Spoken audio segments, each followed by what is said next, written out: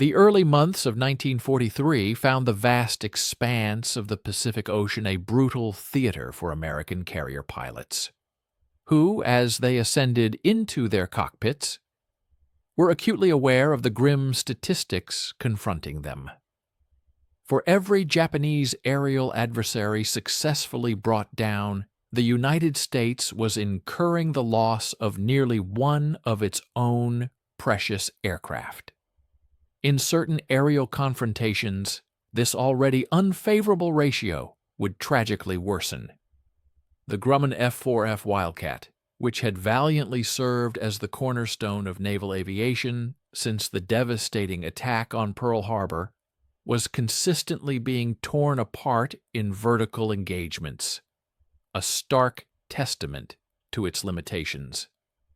Pilots, fully comprehending the perilous realities awaiting them at higher altitudes, frequently penned heartfelt letters to their families before embarking on these perilous missions. The formidable Mitsubishi A6M0 possessed an unparalleled ability to outclimb any aircraft the United States Navy could deploy into the skies. When Japanese aviators detected American formations, their tactical approach was never to engage in horizontal maneuvers. Instead, they would immediately initiate a steep ascent. Once a Zero achieved a superior altitude, positioning itself above an American aircraft, the fate of the American pilot was, in essence, already sealed. The prevailing issue was not a deficit of courage, for American naval aviators possessed that quality in abundant measure. The fundamental problem resided in the immutable laws of physics. The Zero, with an empty weight of 5,300 pounds, was considerably lighter than the Wildcat, which tipped the scales at 5,800 pounds and was equipped with less powerful engines. In a direct climbing contest, the Zero could ascend at an impressive rate of 3,100 feet per minute within its optimal performance envelope, while the Wildcat struggled to surpass 2,300 feet per minute. This critical 800 foot per minute disparity in climb rate transformed into a lethal gap within a mere 90 seconds of the initial aerial encounter. Japanese pilots consistently exploited this inherent advantage with devastating efficiency. Upon sighting an American formation at an altitude of 12,000 feet, they would decisively propel their Zeros into a rapid climb, skillfully repositioning themselves at 15,000 or even 16,000 feet before American pilots could effectively react. From this commanding height, they would then execute a perilous dive, often with the sun strategically positioned at their backs, tearing through the American formation with their potent 20mm cannons before the Wildcats could even rotate to meet the assault. By the time the American pilots attempted to retaliate by climbing, the Zeros had already regained their superior position, once again soaring 3,000 feet above them. With their energy reserves fully restored, they would then meticulously set up for another devastating pass. Pilots recounted this identical harrowing nightmare over Guadalcanal, across the Coral Sea, and indeed over every contested stretch of water situated between the distant shores of Hawaii and the Philippine archipelago. We implore you to stay with us and watch the remainder of this video to its conclusion. Your support, in the form of a like and a subscription, would be profoundly appreciated. Please feel free to share in the comments section where you are from and your thoughts on the compelling topic presented in this video. The visual cue of enemy aircraft, a fleeting glint in the sky, would trigger an immediate, desperate response. American pilots would push their throttles forward, their Wildcats straining to claw for altitude, while the altimeter needle, agonizingly, seemed to ascend with the sluggishness of movement through thick honey. The Zeros, however, were already gone, not in retreat, but rather in a swift, vertical climb into a position of absolute dominance. A number of American pilots, driven by desperation, attempted to follow them upward. Regrettably, the vast majority of those pilots never returned. The fortunate few who survived these perilous attempts vividly described the terrifying sensation of their airspeed rapidly bleeding away as they pitched their aircraft upward. The flight controls would become alarmingly unresponsive or mushy, and the ominous shudder of the stall warning would reverberate through the airframe, often coinciding with the terrifying sight of tracer rounds beginning to walk up from below. This indicated that yet another Zero had expertly positioned itself directly beneath their tail during their frantic and ultimately futile climb attempt. The stark reality was undeniable. Victory could not be achieved in the vertical dimension. The Zero unequivocally commanded vertical space. Lieutenant Commander John Thatch, in 1942, devised a partial remedy for this dire situation with his ingenious weave maneuver. This tactic involved pairs of fighter aircraft scissoring back and forth across each other's paths to mutually cover their tails. This innovative strategy undoubtedly saved lives, affording Wildcat pilots a fighting chance in horizontal engagements. However, the Thatch weave was, by its very nature, a defensive doctrine, a survival tactic rather than an offensive solution. It did not, by any means, resolve the critical altitude problem. It failed to prevent Japanese pilots from skillfully climbing into the sun and establishing devastating ambushes. American pilots could execute the weave with flawless precision at 10,000 feet, but if 6 Zeros were positioned at 18,000 feet, with the sun directly behind them, illuminating their approach, the American pilots were still unequivocally destined for an exceedingly difficult day. While the weave effectively aided in surviving the initial pass, and perhaps even a second, the Wildcats were steadily bleeding energy, with every defensive turn, allowing the Zeros to simply climb back up and reset their attack. The Japanese possessed the luxury of time and the decisive advantage of altitude, thereby dictating the very terms of the engagement. Squadron commanders, in their after-action reports, chronicled narratives that read like harrowing horror stories. Repeatedly, phrases such as engaged 12 enemy fighters at air weight 47 hours, lost 5 aircraft, enemy casualties 2 probable, 1 confirmed, enemy fighters climbed away and refused further engagement on our terms appeared. That particular phrase, refused further engagement on our terms, recurred with alarming frequency. The Japanese were not in retreat, rather, they were methodically climbing and strategically repositioning themselves. They were leveraging the singular advantage that American fighters in 1943 simply could not counter, and in doing so, they were decimating highly trained pilots at a rate faster than Pensacola could possibly replace them.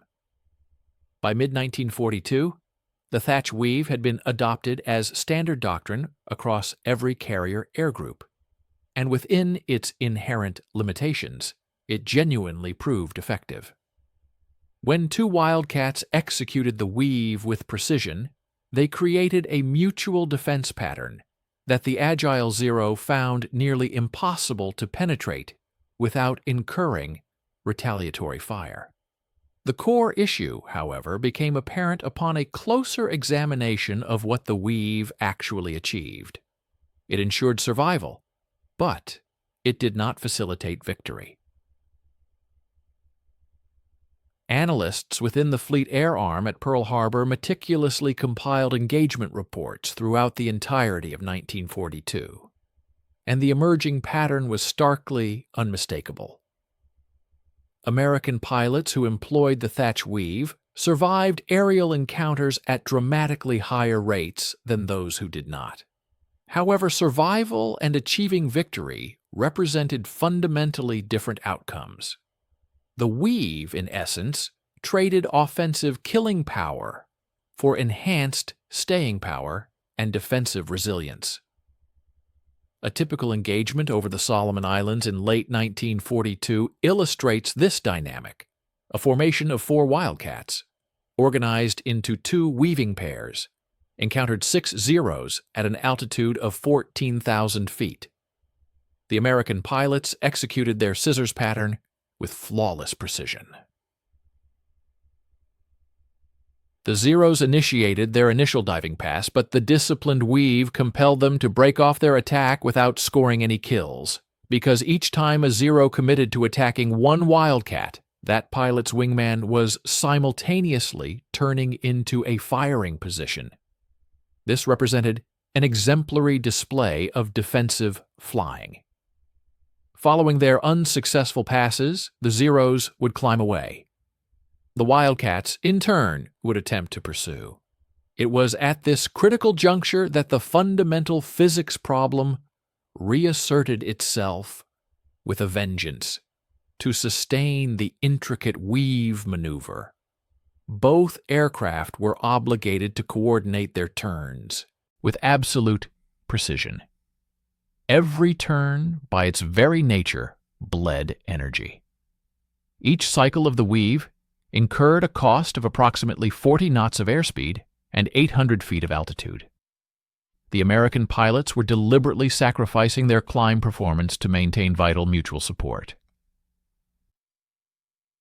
Meanwhile, the Zeros, now operating independently, poured every ounce of their energy into vertical climbing. A mere 3 minutes later, they would be back at a commanding altitude of 18,000 feet. The Wildcats, in stark contrast, were struggling to reach 13,000 feet, and crucially, they were 90 knots slower than when the engagement had initially commenced. Commander Thatch himself, in a February 1943 briefing delivered to carrier squadron leaders, explicitly acknowledged this significant limitation. His precise words, meticulously recorded in the training minutes, were, "The weave gives our boys the defensive edge they need to survive the first encounter. It does not give them the offensive capability to pursue and destroy a climbing enemy." He was not in any way critiquing his own tactical innovation. Rather, he was forthrightly stating its inherent boundaries. The weave represented a ground-breaking advancement in defensive fighter doctrine, yet it remained inherently reactive. American pilots were primarily responding to Japanese attacks. They were not dictating the terms of combat. The Zero pilots retained the initiative, deciding precisely when to engage and when to disengage, because they could invariably climb away faster than the American Wildcats could follow, while simultaneously maintaining their defensive formation. Some pilots, driven by an aggressive impulse, attempted to abandon the protective weave to chase climbing Zeros. The loss rates associated with these desperate attempts were nothing short of catastrophic. Breaking away from one's wingman, engaging full throttle, and pitching up to pursue a climbing Zero would, for perhaps 45 fleeting seconds, create the illusion of gaining ground. The gun sight might even track the enemy aircraft. Then, inevitably, the airspeed would plummet below 180 knots. The controls would become heavy and sluggish. The rate of climb would deteriorate from merely inadequate to utterly pathetic. The Zero being pursued, however, would still be accelerating upward at an even steeper angle. Worse still, the pilot had separated from their wingman, thereby forfeiting the crucial mutual support. Other Zeros in the vicinity would instantly identify a lone wildcat engaged in a slow climb as a target of maximum vulnerability.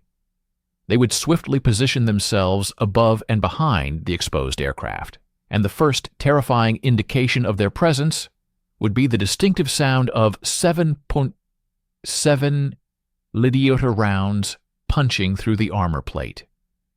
If fortunate, the pilot would recognize the imminent danger quickly enough to push the nose down and execute a desperate dive away. If less fortunate, squadron mates would bear witness to the tragic sight of their comrades' aircraft trailing smoke and fire as it arced uncontrollably into the vast expanse of the ocean. The mathematical realities were utterly unforgiving. In a meticulously coordinated weave, wildcat pairs achieved approximately 1. 3 kills per loss against Zeros.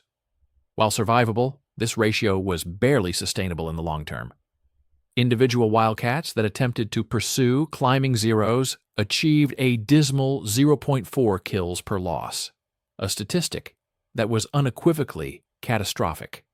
The doctrine, therefore, essentially wrote itself, stay in the weave, but accept that you cannot chase them into altitude. Your primary focus must be on protecting the bombers and surviving to land back on the carrier. This represented sound, tactical thinking, given the inherent equipment constraints, but it left American fighter pilots with a profound sense of helplessness. They were compelled to fly defensively in a war that demanded offensive action. Every engagement seemed to conclude in the same disheartening manner. They would survive, the Zeros would climb away, and the following day, those same Zeros would return, once again possessing the decisive altitude advantage. It became painfully clear that a war of attrition could not be won when the enemy consistently dictated both the commencement and conclusion of every engagement.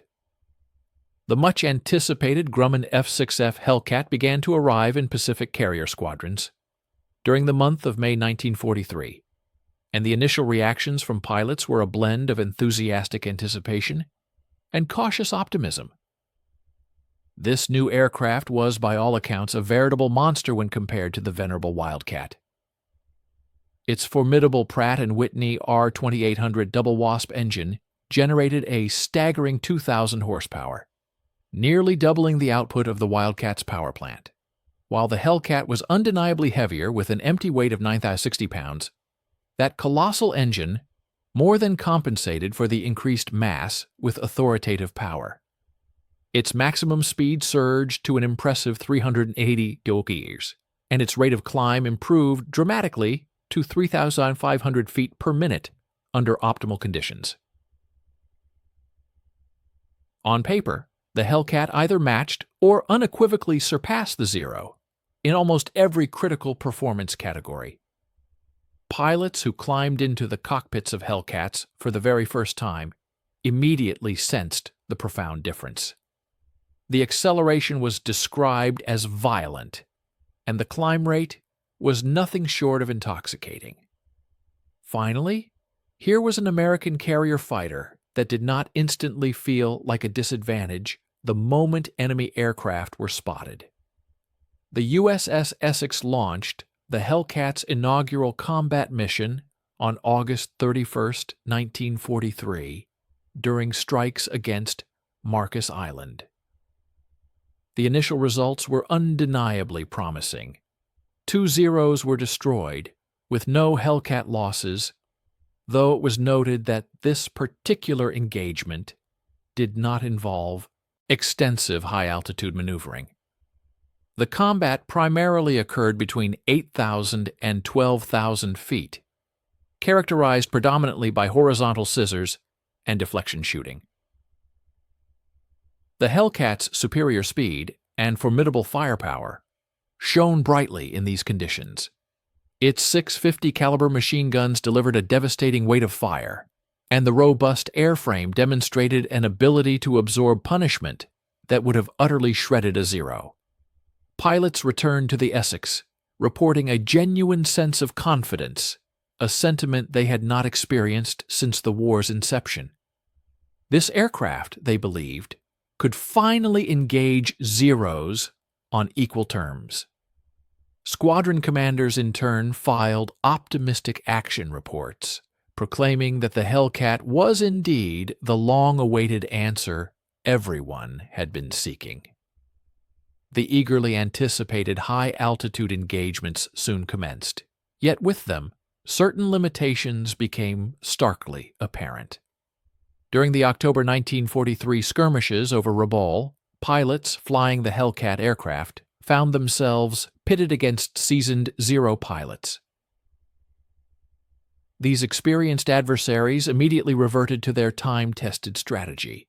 They ascended rapidly. The Hellcats, in hot pursuit, demonstrated an improved capability to keep pace with the Zeros compared to their Wildcat predecessors. Indeed, their advertised climb rate of 3,500 feet per minute proved to be genuine. However, the Zeros, particularly when expertly piloted by veterans adept at energy management, consistently achieved higher altitudes more swiftly. A skillfully flown Zero could maintain an impressive ascent rate of 3,100 feet per minute while still retaining its agility. In contrast, the Hellcat could only reach its maximum climb rate under very specific conditions, necessitating precise throttle settings, exact pitch angles, and particular airspeeds. Any deviation from this narrow operational window resulted in a swift degradation of its climbing performance. More critically, the Hellcat's 400-pound weight advantage over the Zero transformed into a significant disadvantage during prolonged vertical maneuvering. While it could initially match the Zero's climb, sustaining that ascent while simultaneously maneuvering for a firing solution consumed energy at a much faster rate than in the lighter Zero. This fundamental difference in weight and its impact on energy retention proved to be a persistent challenge for American pilots. Lieutenant Eugene Valencia of VF-9 Squadron articulated this predicament in his November 1943 debriefing, explaining, "The Hellcat can keep pace with a Zero in a climb if you execute every maneuver flawlessly and the Zero pilot commits errors. Yet, when confronting experienced Japanese pilots who possess an intimate understanding of their aircraft, you invariably witness them gaining an altitude advantage. While this gap is undeniably smaller than what we encountered with the Wildcats, it remains a tangible reality."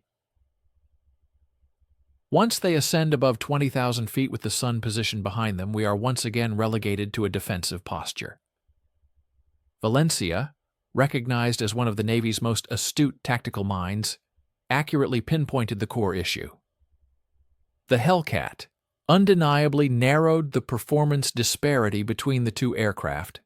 However, it did not entirely eradicate the fundamental problem of the Zero's superior vertical energy advantage. This persistent challenge meant that despite the Hellcat's advancements, a critical tactical imbalance remained, forcing American pilots to contend with the enemy's ability to dictate the vertical dimensions of an engagement. Please stay with us and watch the end of the video. We will be grateful for your like and subscription. Write a comment about where you are from and what you think about the video topic. Throughout late 1943, pilots experimented with various tactical approaches. Some attempted aggressive climbing pursuits the instant they sighted Zeros, banking on the Hellcat's raw power to overcome any initial altitude differential. The outcomes of these endeavors were decidedly mixed. Against average Japanese pilots, this strategy often yielded favorable results. However, when faced with veteran adversaries, it frequently proved to be a perilous trap. committing to a vertical chase meant rapidly expending fuel and energy in the ascent, while the experienced zero pilot would simply adjust their climb angle to maintain a crucial separation. Within a mere 20 seconds, both aircraft might reach 18,000 feet, but the Zero would invariably be 2,000 feet higher, perfectly positioned for a diving attack, leaving the Hellcat slow and perilously vulnerable. Other pilots adopted a modified version of the thatch weave while flying Hellcats, finding it more effective than its application in Wildcats due to the Hellcat's superior speed. Nevertheless, this tactic still largely confined them to a defensive role, effectively ceding control of the engagement's vertical dimensions to the Japanese. The Hellcat was undeniably a significant improvement. Kill ratios in horizontal engagements shifted dramatically in favor of American forces, reaching an impressive nearly 4.1 in the final months of 1943. Yet the persistent altitude problem endured. Japanese pilots who truly mastered vertical energy fighting could still maneuver Hellcats into profoundly disadvantageous positions. The true solution, it became clear, did not lie in further refining the aircraft's performance specifications, which were already optimized to their practical limit. Instead, the answer resided in how pilots strategically utilized the Hellcat's inherent capabilities. And in the closing months of 1943, no one had yet fully deciphered that critical tactical puzzle. Commander David McCampbell assumed command of Air Group 15 aboard the USS Essex in February 1944, bringing with him an intense preoccupation with altitude doctrine that his pilots initially perceived as excessive. McCampbell harbored no interest in merely making incremental improvements to existing tactics. He had meticulously analyzed every engagement report spanning the preceding 18 months and had discerned a recurring pattern that most commanders had overlooked. American pilots consistently sought to achieve altitude parity with Japanese aircraft, climbing to match the enemy's height before attempting to engage. McCampbell believed this approach was fundamentally flawed. His philosophy dictated that one should not strive to reach the enemy's altitude. Rather, one should fight from an altitude that the enemy could not effectively contest. The genuine advantage, he argued, was not in occupying the same vertical space, but in dominating the vertical domain where the sun's glare rendered one virtually invisible. Consequently, his pilots began to train differently starting in March 1944. Standard carrier air patrol doctrine typically positioned fighters at altitudes ranging from 12,000 to 15,000 feet, high enough to provide reasonable warning time, but low enough to conserve precious fuel. McCampbell, however, mandated that his fighters orbit at a minimum of 20,000 feet, and whenever feasible at 25,000 feet. More critically, he insisted that they position themselves precisely between the sun and the anticipated threat axis. This was not merely about being generally oriented towards the sun, but rather directly in line, ensuring that any enemy aircraft attempting to look up at them would be staring directly into the blinding solar glare. His squadron leaders initially voiced objections, pointing out that operating at 25,000 feet consumed fuel more rapidly, and that the extreme cold at such altitudes caused pilot discomfort. Yet McCampbell remained unconcerned with comfort. His focus was squarely on the unyielding principles of physics and human biology. At 25,000 feet, with the sun positioned at a 45-degree angle behind one's aircraft, a pilot becomes effectively invisible to any adversary below attempting a visual acquisition. The human eye struggles to distinguish an aircraft's silhouette against the overwhelming glare of the solar disk.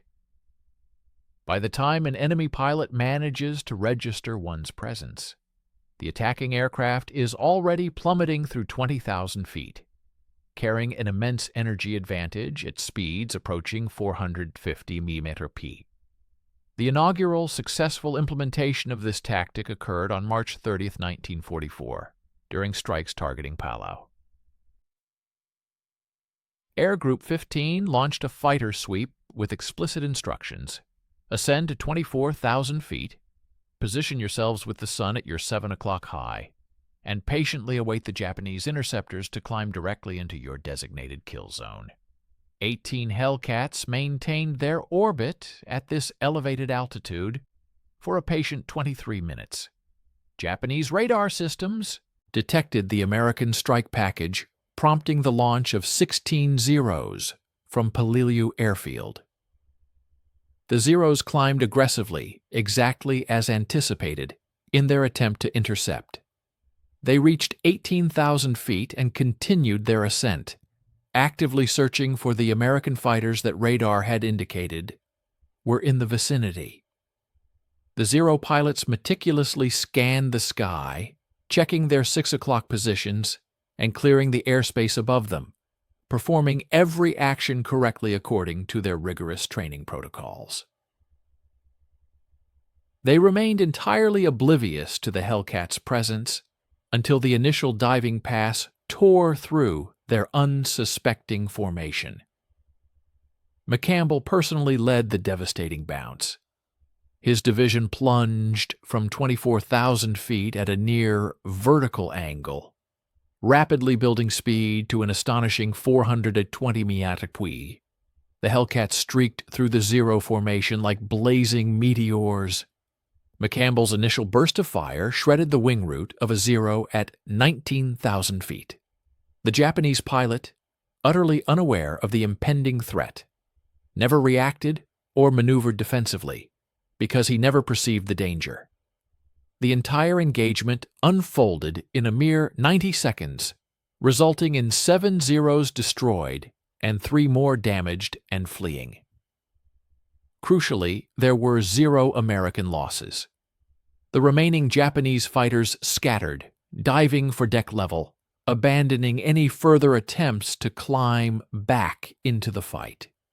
They found themselves unable to ascend towards an enemy they simply could not see.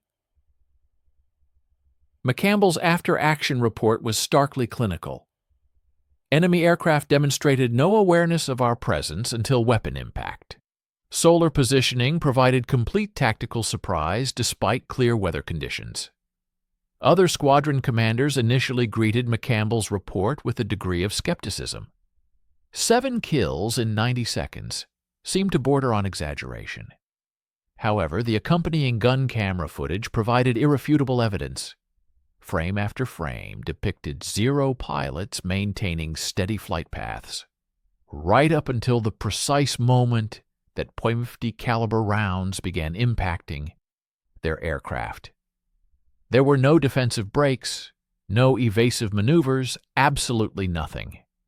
They were flying blind, quite literally, because their standard visual search pattern necessitated looking upward into the sun quadrant to locate potential threats.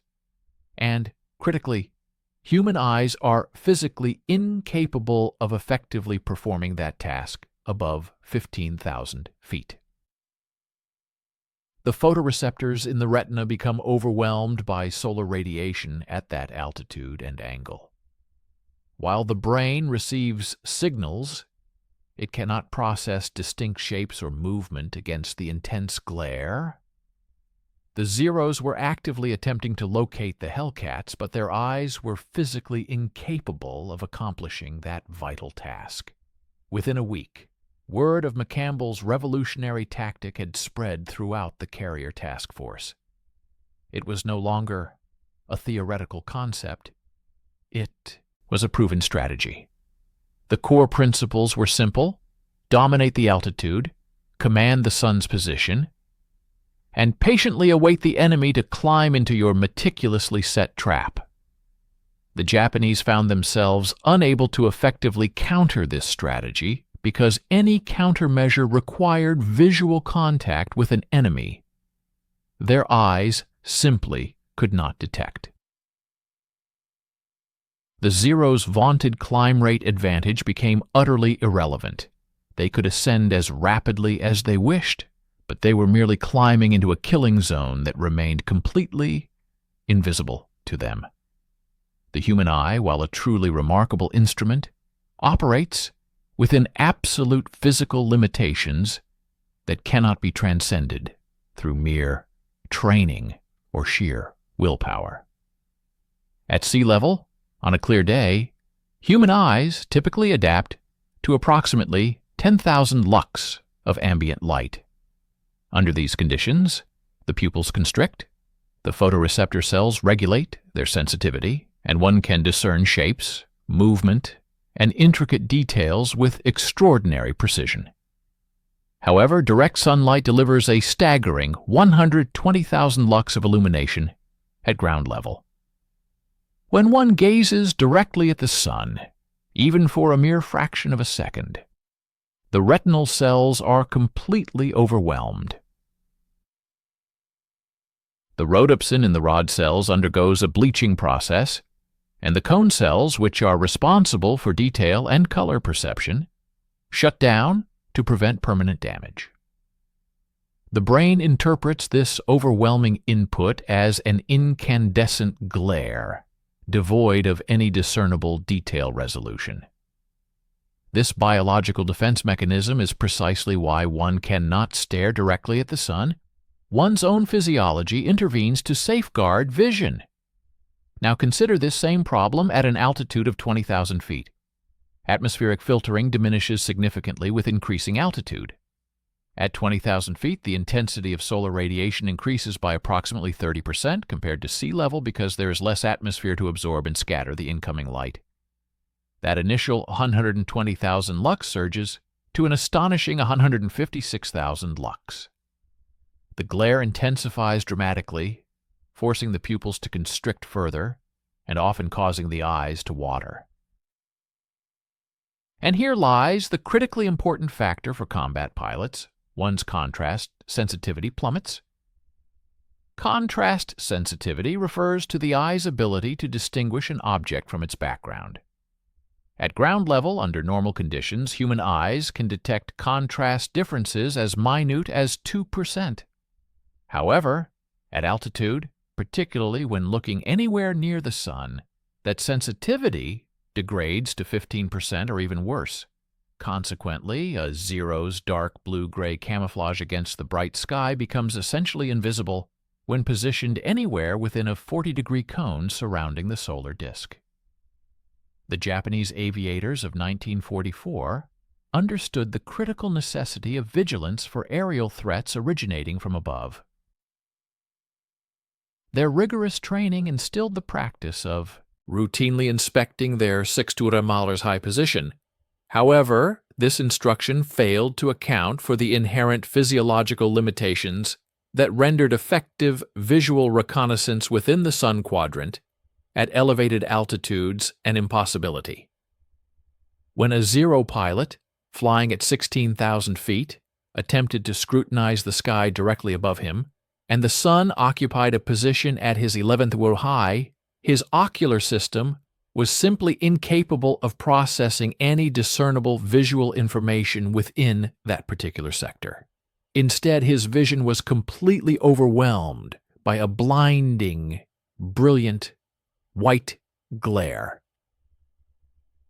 While he might fleetingly perceive indistinct darker patches within this overwhelming luminosity, he found himself utterly unable to differentiate whether these anomalies represented innocuous cloud formations, mere optical aberrations resulting from his strained retinas, or, most critically, a quartet of Hellcats meticulously positioning themselves for a devastating dive attack. His brain, consequently, was inundated with compromised and unreliable visual data. A nagging suspicion might arise that an unseen presence lurked nearby, Yet mere suspicion provided none of the crucial target intelligence required for effective combat: precise range, exact bearing, current altitude, or the total number of hostile aircraft. Curiously, the Hellcat pilots, who deftly exploited this very tactical vulnerability, were subject to the identical biological constraints. Their genius lay in strategically aligning themselves such that these universal limitations afforded them a decisive advantage over their adversaries. We invite you to stay with us and watch the conclusion of this compelling narrative. Your like and subscription would be greatly appreciated. Please also consider leaving a comment below, sharing where you are from, and what you think about the profound implications of this video's topic. When an aviator operates at an altitude of 24,000 feet, and his opponent is situated below him at 17,000 feet, his gaze naturally extends downwards. With the sun positioned advantageously behind and above his aircraft, he is spared the debilitating experience of staring directly into an overpowering glare. Instead, the enemy aircraft are starkly silhouetted against the deeper hues of the ocean or the terrestrial features of an island below. His contrast sensitivity remains unimpaired, allowing him to clearly count individual aircraft, accurately assess enemy formations, meticulously select his intended target, and confidently initiate his offensive maneuver. All the while, his adversary remains oblivious, fruitlessly scanning upwards into the blinding glare, desperately attempting to pinpoint his location. The Hellcat pilot thus possesses a complete informational superiority, while his opponent remains utterly bereft of any actionable intelligence.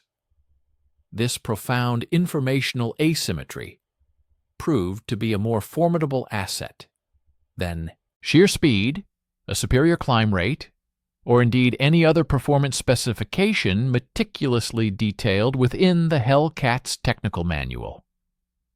Post-war studies conducted in the field of combat ophthalmology provided precise quantitative validation of this effect. Test subjects, tasked with identifying aircraft silhouettes positioned within a 30-degree arc of the sun at simulated altitudes, demonstrated an identification accuracy plummeting below 8%.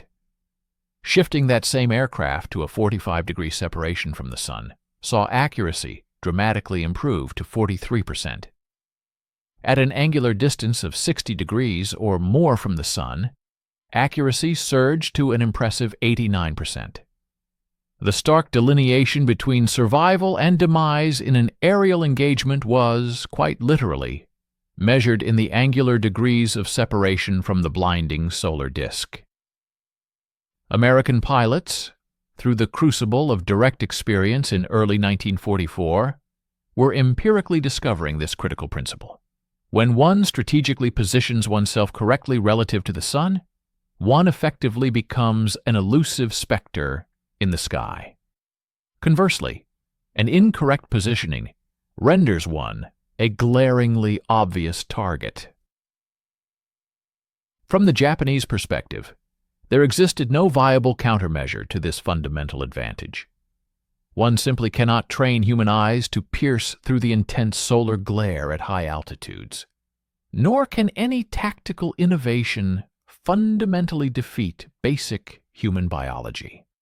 While some highly experienced Japanese pilots attempted various alternative strategies, such as maintaining defensive weaves during their ascent, assigning wingmen to scan different sectors of the sky, or deliberately limiting their maximum altitude to remain beneath the perceived killing zone, none of these approaches yielded consistent success. The fundamental flaw in assigning a wingman to scan a different sky section was that for the same physiological reasons he too would avoid the sun quadrant. The defensive weave, while perhaps offering psychological comfort, invariably bled precious energy and significantly retarded the aircraft's ascent rate. Furthermore, the decision to limit one's altitude amounted to an outright concession of the crucial vertical advantage. The Americans had therefore unearthed a tactical approach that ruthlessly exploited an unassailable human frailty. Every Japanese pilot shared the same inherent ocular limitations, and the sun's unyielding intensity shone equally upon every aircraft traversing the vast expanse of the Pacific Theater. On the 19th of June, 1944, the Philippine Sea stretched out, seemingly tranquil and azure beneath the tropical sun. However, the American radar screens presented a starkly different, far more ominous tableau.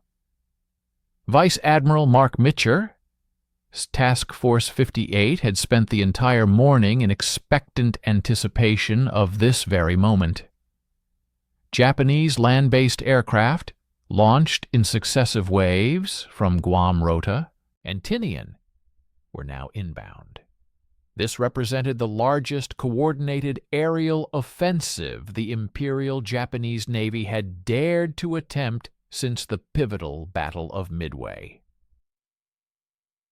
Admiral Jisaburo Ozawa was committing every available asset, understanding that the burgeoning American invasion of Saipan posed a direct threat to Japan's inner defensive perimeter. Should he fail to halt the invasion fleet, the protracted conflict would undeniably transition into its decisive final phase. Japanese commanders placed their strategic faith in the superior range of their aircraft and the overwhelming combined elements of mass and surprise. They were deploying a formidable force of 373 aircraft in multiple waves, confidently expecting to overwhelm American defenses through sheer numerical superiority. What remained unknown to the Japanese command was that Task Force 58 had meticulously deployed 450 Hellcats in a sophisticated arrangement of layered defensive stations. Crucially, every single squadron commander had wholeheartedly embraced McCampbell's innovative altitude sun doctrine. Consequently, the combat air patrol OCCAP was not uniformly distributed at a medium altitude. Instead, it was vertically stacked with deliberate, calculated precision. Lower cap stations maintained orbits at 10,000 feet, strategically positioned to intercept any enemy aircraft that managed to penetrate the initial defenses. Middle stations held their positions at 18,000 feet. The most critical killer stations, manned by the most seasoned and experienced pilots, orbited at a commanding altitude of 23,000 to 25,000 feet, meticulously placed directly between the sun and the anticipated axis of the approaching threat. Fighter directors stationed aboard the American carriers had painstakingly calculated the precise position of the sun for 10,036 hours, the exact moment the first Japanese wave was expected to appear. The high-cap stations were then vectored to specific coordinates that ensured they would be enshrouded in the solar glare from the perspective of any approaching enemy aircraft. True to their calculations, the first Japanese wave materialized on radar screens at precisely 10,036 hours, situated exactly 140 miles west of the task force.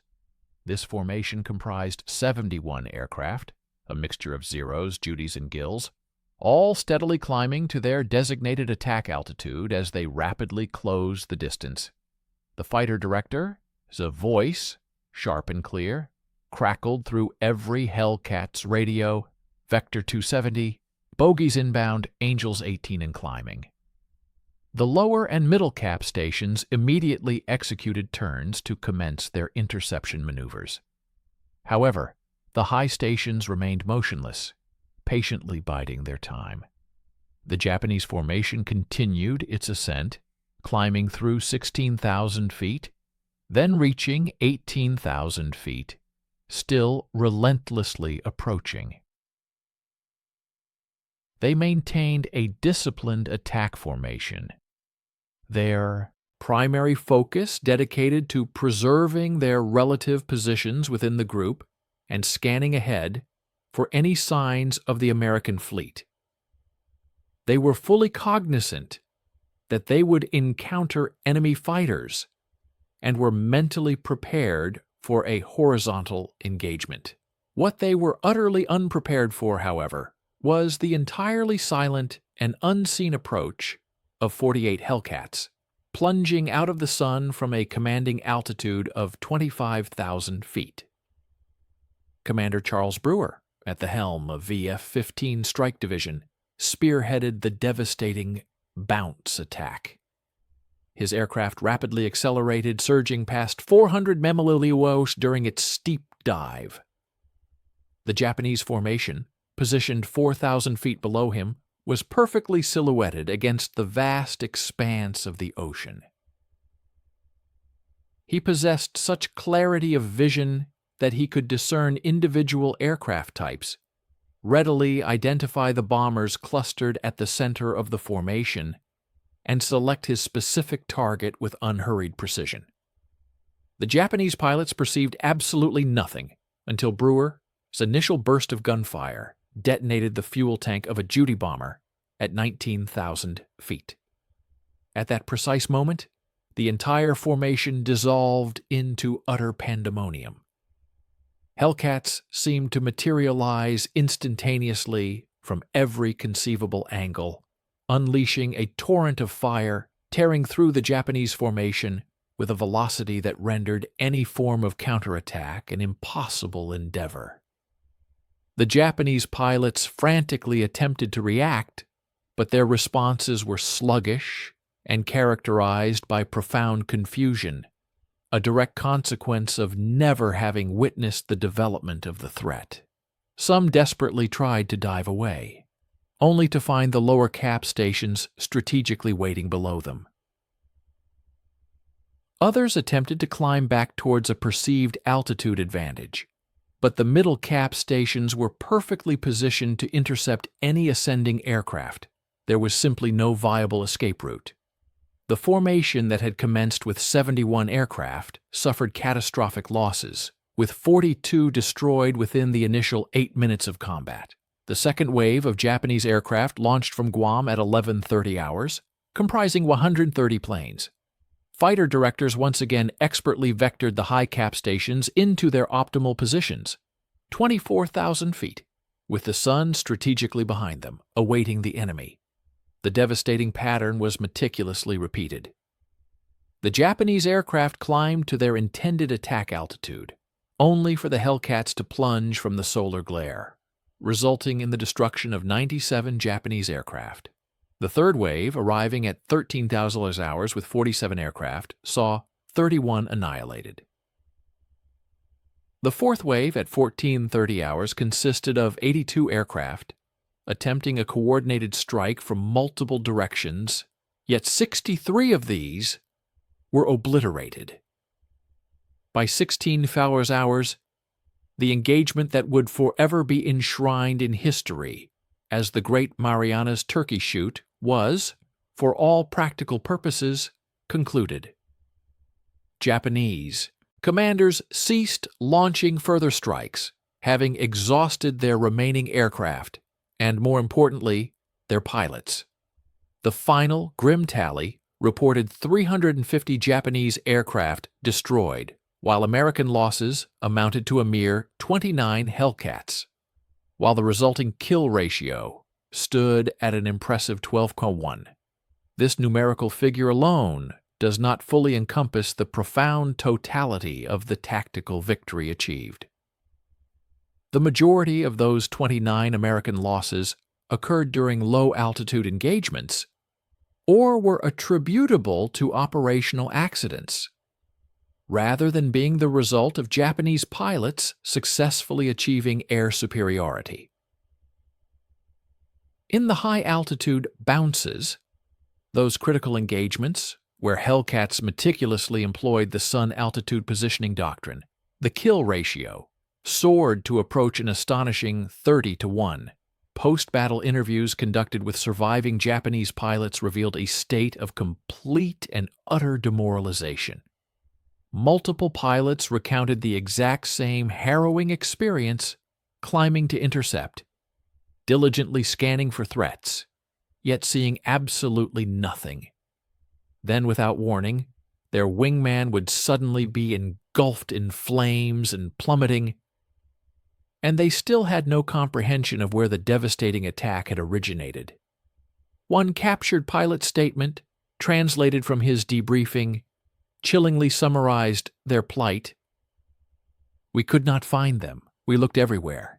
Then they were shooting us. How do you fight what you cannot see?" The Great Marianas Turkey Shoot was far more than merely a tactical victory. It represented a profound doctrinal revolution, transmitted at a speed remarkably swift for military bureaucracy.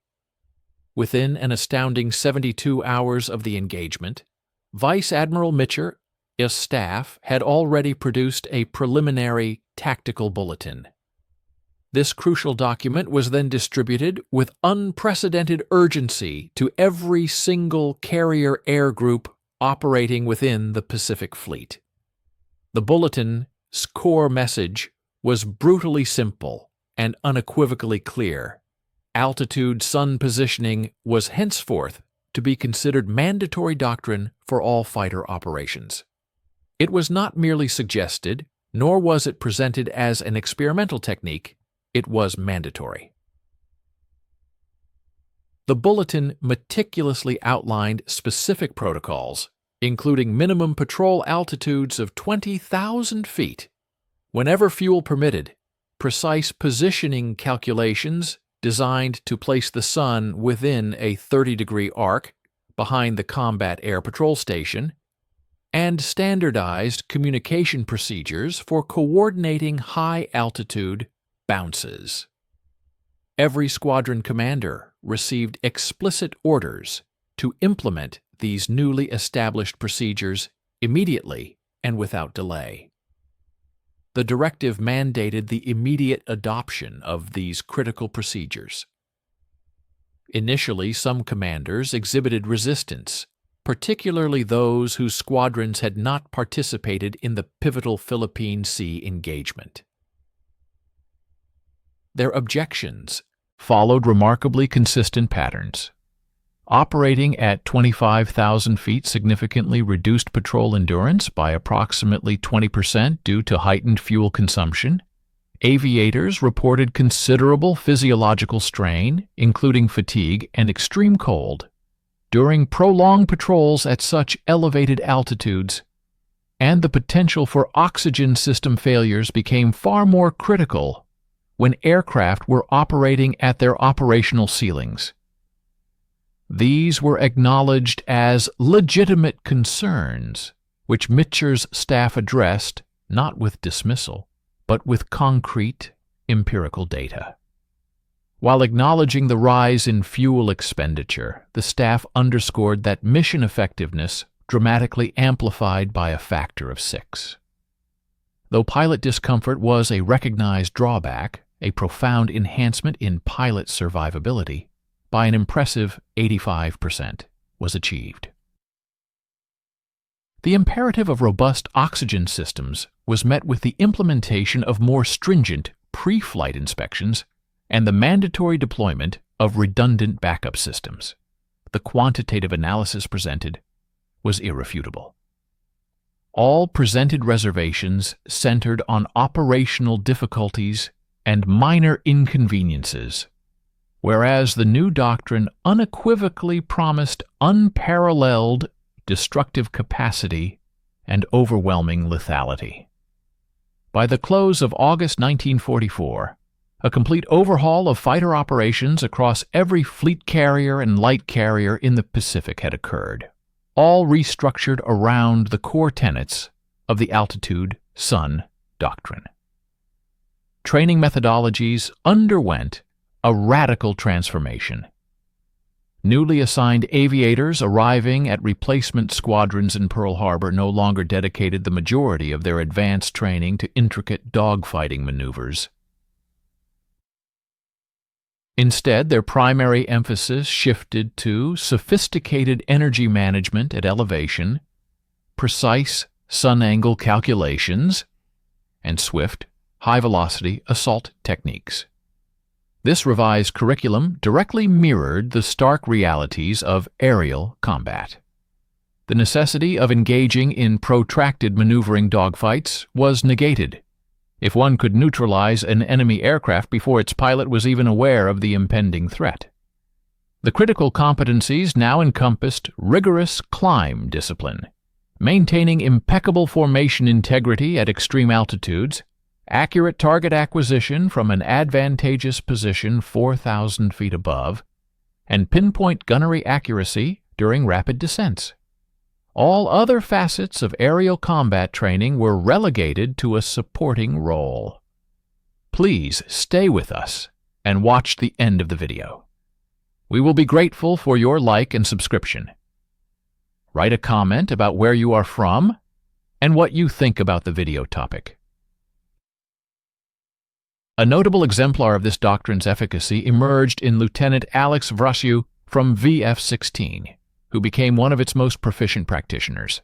During the Second Battle of the Philippine Sea on October 24, 1944, his division expertly intercepted a Japanese strike group, employing a quintessential application of altitude sun positioning. Vrasiu's combat report meticulously detailed the encounter with technical precision, established cap at $24,000 FT with sun bearing 280 degrees relative. Bogies appeared at Angel 17 bearing 315 degrees, range 22 miles, executed diving attack from $25,000 FT achieving 430 knots, indicated airspeed, first burst at 19,500 FT destroyed lead bomber, second burst at 18,800 feet destroyed second bomber, pulled out at $16,000 FT, climbed back to $23,000 FT, repositioned with sun behind me. Repeated attack sequence. This remarkable feat saw Vrasiu eliminate 6 enemy aircraft in just 8 minutes, utilizing multiple bounces from the same commanding altitude advantage. The Japanese forces were rendered incapable of mounting any meaningful defense, remaining oblivious to the impending assaults until the attacks were fully underway. The strategic principles quickly transcended their initial application within carrier fleets. Marine Corps fighter units, operating from newly secured island strongholds, swiftly adopted identical tactical approaches. Major Robert Gaylor, at the helm of VMF 224 on Majuro Atoll, strategically deployed his Corsairs at an elevation of 22,000 feet during defensive patrols.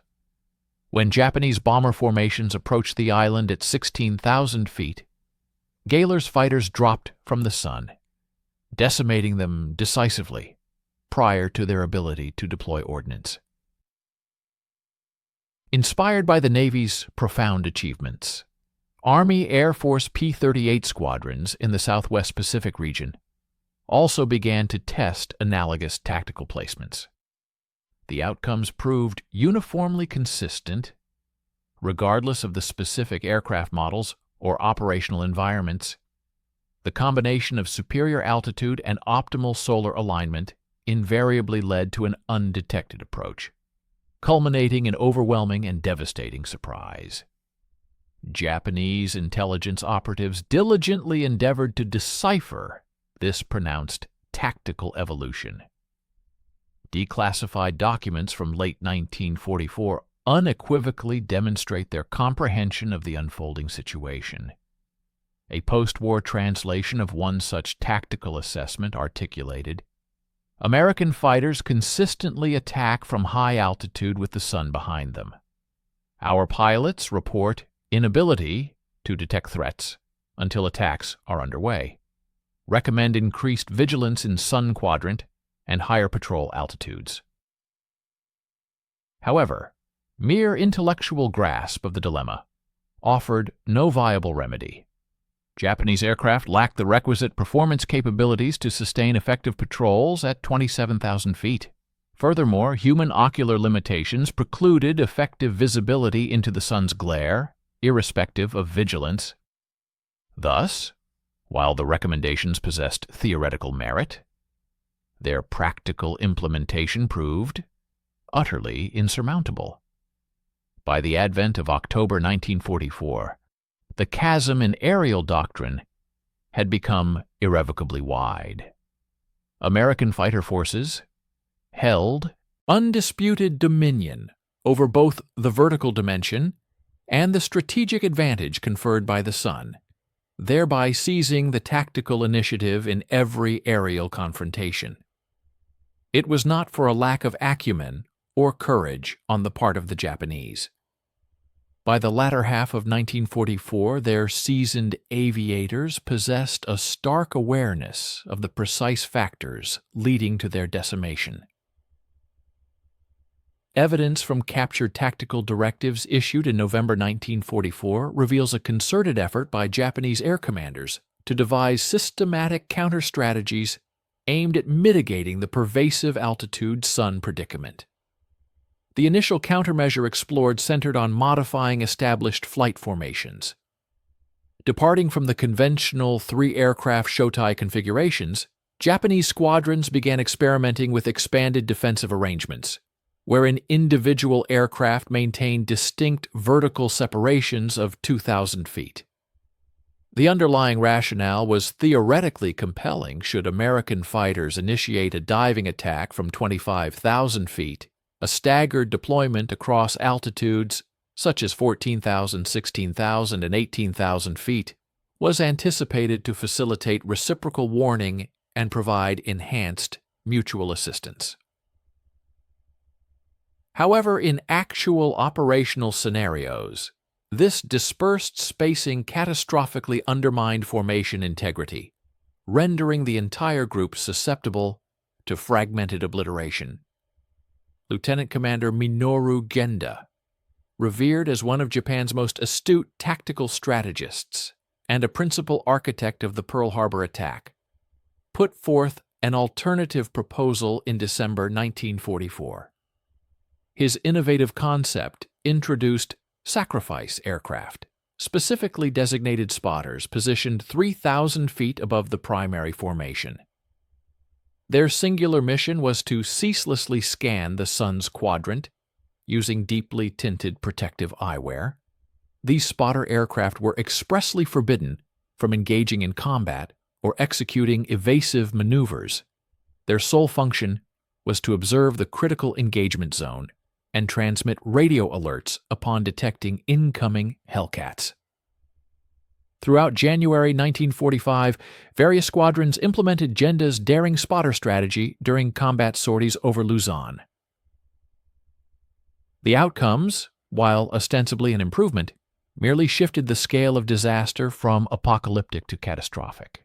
Occasionally, these spotters did manage to identify diving Hellcats sufficiently early to provide a fleeting warning of merely 3 or 4 seconds. Such a brief interval proved woefully insufficient. By the time the spotter relayed the alert, the information was processed, and the main formation began to react. The Hellcats had invariably initiated their firing passes. Compounding the issue, the spotters rapidly became prime targets themselves. American aviators swiftly learned to pinpoint these elevated, solitary aircraft and neutralize them first, thereby completely nullifying any potential for advanced warning. Certain highly experienced Japanese aces devised their own individual tactical responses. Warrant Officer Saburo Sakai, already a legendary figure for overcoming severe combat injuries that would have been fatal to most aviators, formulated a unique tactical scanning methodology designed to partially alleviate the debilitating effects of solar glare. His technique involved never gazing directly at the sun, but rather systematically sweeping the surrounding airspace in defined quadrants, utilizing peripheral vision to discern any signs of movement. This approach capitalized on the superior performance of rod cells over cone cells in high-glare environments. Sakai's personalized method proved highly effective for him. His remarkable survival throughout 1944 and into 1945 stood as testament to its efficacy. However, this specialized skill demanded an unparalleled degree of discipline, extensive operational experience, and truly exceptional situational awareness, rendering it utterly impractical for instruction to the average pilot within the severely constrained training schedules Japan faced in 1945. The majority of newly assigned replacement pilots arriving at operational squadrons possessed a mere 100 hours of total flight experience, rendering them barely capable of basic formation flying and entirely unable to execute Sakai's intricate visual methodologies while simultaneously managing their aircraft and sustaining comprehensive combat awareness. In a further attempt to mitigate the disadvantage, the Japanese command experimented with imposing restrictions based on the time of day. The logic was to circumvent engagements when the sun's position overtly favored American assailants. Consequently, several air groups instituted directives limiting missions to either the early morning or late afternoon hours when the sun was situated lower on the horizon.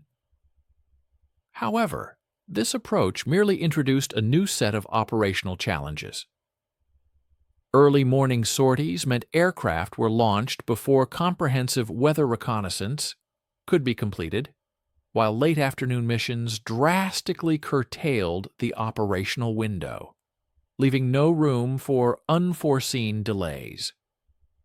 Crucially, American fighter directors reacted with immediate and decisive adaptability. They simply adjusted their combat air patrol TUNCAP stations to invariably place the sun at their backs, irrespective of the time of day. For instance, during an attack at 0630 hours with the sun ascending in the east, American fighters would strategically position themselves to the east at high altitude. Conversely, if an assault occurred at 1730 hours with the sun descending in the west, their positioning would shift westward. The actual position of the sun might vary, but the critical relative geometric advantage remained unbroken, thus ensuring the Americans consistently preserved their tactical superiority.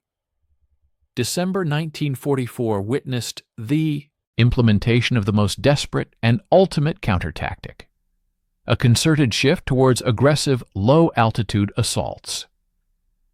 The guiding principle was stark: if survival at medium and high altitudes proved untenable, then attacks must be launched from near sea level. Japanese strike formations commenced their approaches to objectives at altitudes of 500 feet or even lower, in a forlorn hope of evading radar detection and denying American fighters their crucial altitude advantage for diving attacks. While this strategy occasionally yielded limited success against isolated targets, it amounted to outright suicide when directed against the formidable, concentrated defenses surrounding carrier task forces. Operating at merely 500 feet rendered aircraft visually detectable from destroyers and picket ships as far as 15 miles away. These naval vessels would promptly relay precise information regarding position, heading, and composition. Consequently, Hellcats no longer needed to sustain continuous high-altitude KP. Instead, they would simply ascend to 15,000 feet directly above the anticipated enemy course, patiently awaiting the Japanese aircraft to pass beneath them. They would then execute devastating dives onto aircraft that had no viable escape route other than plunging into the ocean. Moreover, these low-altitude attacks critically undermined the inherent range advantage of Japanese aircraft, as flying at such reduced heights consumed fuel at an exorbitant and catastrophic rate. For instance, Zeeks and Kates, which could typically reach targets 300 miles distant when operating at altitude, found their operational radius drastically curtailed to a mere 180 miles when flying at sea level. The grim reality of combat at 180 miles at sea level underscored a devastating truth. By the early months of 1945, specifically February, it became painfully clear that all Japanese countertactics had utterly failed to stem the tide of Allied air dominance. In a desperate and chilling acknowledgement of this defeat, Japanese air groups increasingly turned to kamikaze attacks. This wasn't merely a surge of ideological fervor, but rather a stark tactical necessity. Conventional aerial assaults had become virtually impossible to execute with any hope of success. When pilots could no longer survive long enough to even approach a target and initiate a bombing run, intentionally crashing their aircraft became the sole remaining method to guarantee that their mission inflicted some measure of damage. This shift represented nothing less than a complete admission of comprehensive air combat failure. The innovative altitude sun doctrine, meticulously employed by American forces, had not merely established air superiority, it had systematically dismantled and eliminated Japan's fundamental capacity to contest the skies through traditional fighter tactics. The ultimate statistical outcomes from this period paint a compelling and sobering picture, one that transcends the individual courage or inherent skill of any single pilot. From June of 1944 through the final surrender in August of 1945, the pilots of the American Hellcat fighter achieved an astonishing overall kill ratio of 19-1 against all classes of Japanese aircraft. This monumental figure signifies that for every Hellcat lost, a staggering 19 Japanese aircraft were destroyed. This comprehensive tally encompassed every conceivable scenario: the perfectly executed ambush dives from the sun's glare, the chaotic, desperate, low-altitude dogfights, the inevitable operational mishaps, and even losses attributable to ground fire. Yet, when the analysis focused exclusively on those engagements where Hellcats consciously utilized the altitude sun positioning, adhering strictly to the established doctrine, the ratio soared to an even more incredible 26:1. These remarkable figures are not speculative estimates or wartime propaganda. They were meticulously compiled from irrefutable evidence, including gun camera footage, detailed aircraft action reports, and confirmed wreckage counts, all rigorously cross-referenced against Japanese loss records, meticulously recovered after the cessation of hostilities. The annals of naval aviation record the extraordinary achievements of individual aces during this period. David McCampbell, for instance, concluded the war as the Navy's preeminent ace, credited with 34 confirmed kills. Alex Vrasiu and Patrick Fleming each ended their combat careers with 19 victories, while Cecil Harris secured 24. This distinguished roster extends to hundreds of other pilots who attained ace status, defined by 5 or more kills, during the intense fighting of 1944 and 1945. However, the truly remarkable revelation is not merely the existence of these high-scoring individuals. Far more significant is the sheer number of average pilots who not only survived but also achieved considerable success by rigorously applying the altitude sun doctrine. Consider the case of Lieutenant Junior Grade Douglas Baker from VF-27. He was by no means a naturally gifted fighter pilot. His instructors at Pensacola had rated him as merely adequate in gunnery and noted that his combat maneuvering required substantial improvement. Yet Baker diligently mastered the altitude sun positioning, adhered to the doctrine with unwavering discipline, and concluded the war with 7 confirmed kills, remarkably suffering 0 losses from his entire division. This sophisticated tactical approach effectively transformed otherwise adequate pilots into exceptionally lethal combatants, primarily because it systematically neutralized most of the critical variables that traditionally distinguished truly exceptional pilots from their average counterparts. We invite you to stay with us and watch the end of the video. We will be grateful for your like and subscription. Please feel free to leave a comment below about where you are from and what you think about the video topic. The profound efficacy of this doctrine was perhaps even more vividly illustrated in pilot survival statistics, surpassing even the dramatic kill ratios. Prior to 1943, before the altitude sun positioning strategy became a standard operational procedure across the fleet, the average carrier fighter pilot could expect to endure approximately 3.8 combat engagements before being either killed or seriously wounded. By late 1944, however, following the widespread adoption of the doctrine, that critical number had dramatically surged to 14.2 engagements. This significant increase in survival meant that pilots were remaining in combat longer, which in turn allowed them to accumulate invaluable experience. This burgeoning experience then rendered them progressively more dangerous to the enemy, creating a self-reinforcing, compounding cycle of increasing effectiveness and survivability. Conversely, Japanese pilot survival rates plummeted in the opposite direction, illustrating a catastrophic decline.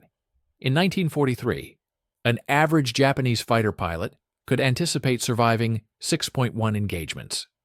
By late 1944, this figure had fallen precipitously to a mere 2.3 engagements. Japan found itself in an untenable position, losing its cadre of experienced pilots at a rate far exceeding its capacity to train adequate replacements. Furthermore, these new, inexperienced replacements were often dying in combat before they could accumulate any meaningful combat experience themselves. This stark tactical asymmetry instigated a devastating and irreversible death spiral for Japanese naval aviation, from which recovery proved impossible. To grasp the full practical implications of this tactical disparity, one need only examine the events of the Battle of Leyte Gulf in October 1944. During this monumental engagement, Japan committed nearly 200 carrier and land-based aircraft in a concerted effort to attack American forces. Over 2 days of intense fighting, American combat air patrols, strategically positioned at high altitude, annihilated 173 of these attacking aircraft. In stark contrast, American losses amounted to a mere 16 aircraft.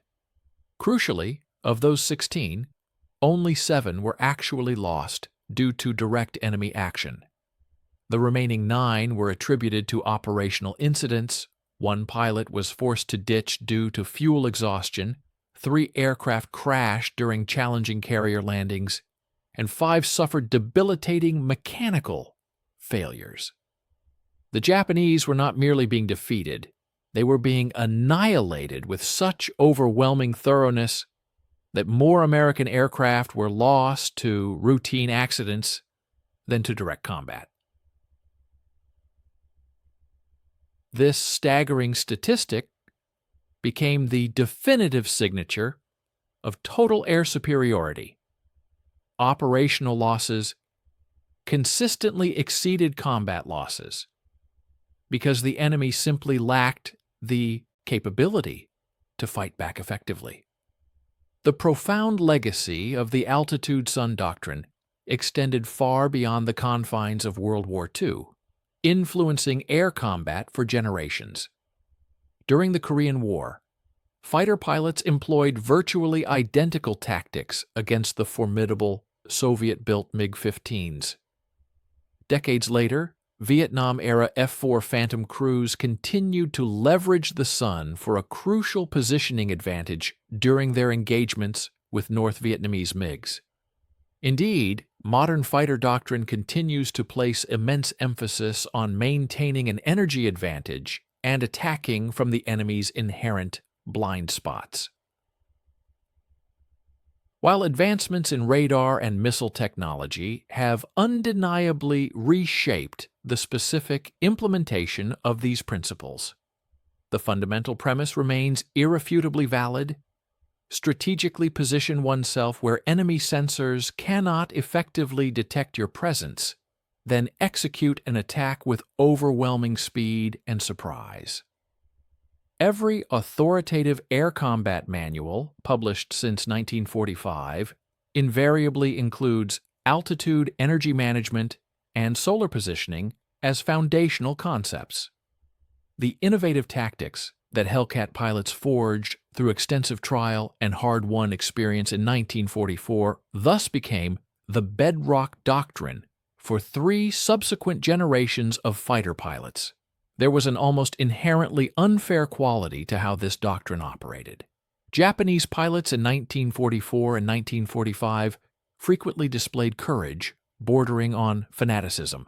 They exhibited an unwavering willingness to sacrifice their lives for their missions, pressing attacks against truly overwhelming odds. Their bravery was undeniable and often awe-inspiring. Yet courage, however profound, could not defy the immutable laws of physics.